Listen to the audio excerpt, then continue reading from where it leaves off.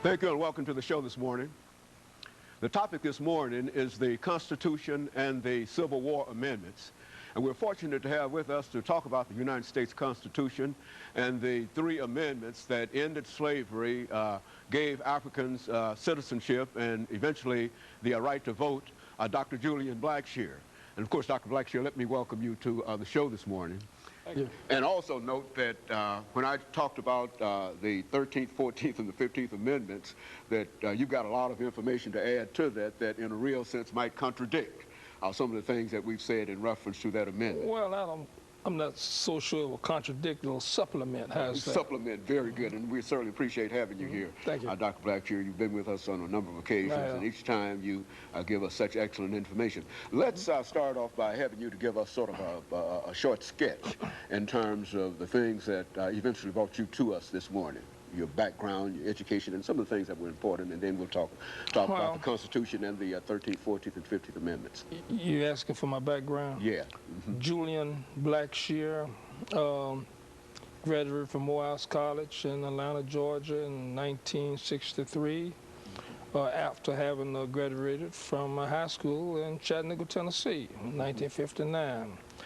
Thereafter, I graduated from University of Tennessee College of Law. And right now, they have a scholarship in my name, the University of Tennessee College of Law. And I'm grateful for that. I practiced law in the private practice in Nashville, Tennessee for 36 years. I was previously a cooperating attorney for the Legal Defense Fund, NAACP, for 4.5 years.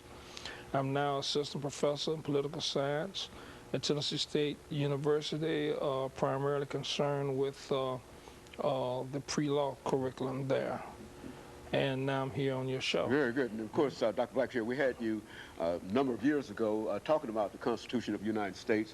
And what I'd like to do is to have you to talk about the United States Constitution and the relationship of the Constitution to the 13th, 14th, and 15th Amendment. And we can start that right now. In order to understand the 13th Amendment, you got to first understand the criteria for freemen in English-speaking societies.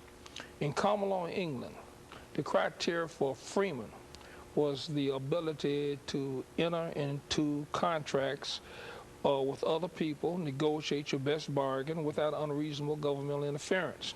Slaves did not have that ability. Only free people had that right. And that right is so precious, it's in the Constitution right now when it was originally drafted. The impairment of obligations of contract clause, where it rises to the constitutional dignity that governments cannot unreasonably interfere with the right of people to enter into contracts with each other.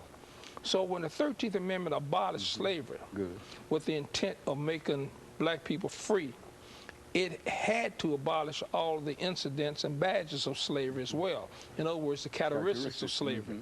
One characteristic of slavery is that they could not make and enforce and negotiate contracts. So now we got Title 42, United States Code, Section 1981, that says black people have the same right to make and enforce contracts on the same terms and conditions as heretofore available to white people. Now, that is what makes them free. So when you got private businesses that think that they have escaped the mandate of integration by not having any public involvement in their activities.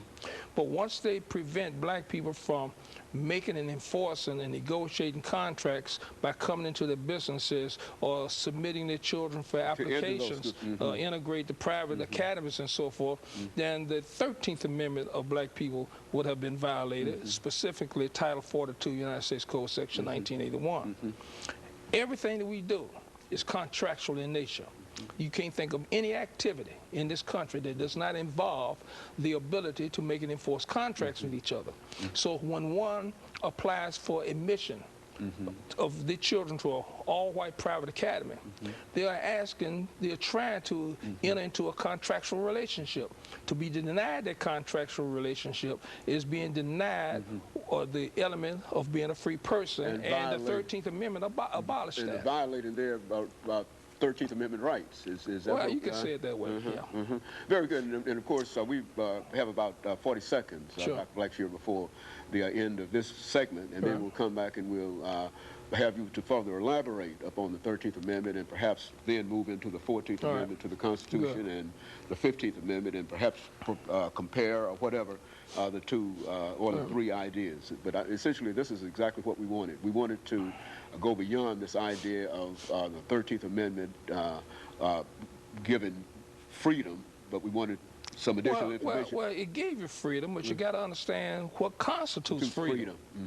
Freedom is more than removing you from your shackles. Very good. And of course, let's take this first commercial break, and we'll be back with our audience following this very, very short commercial break.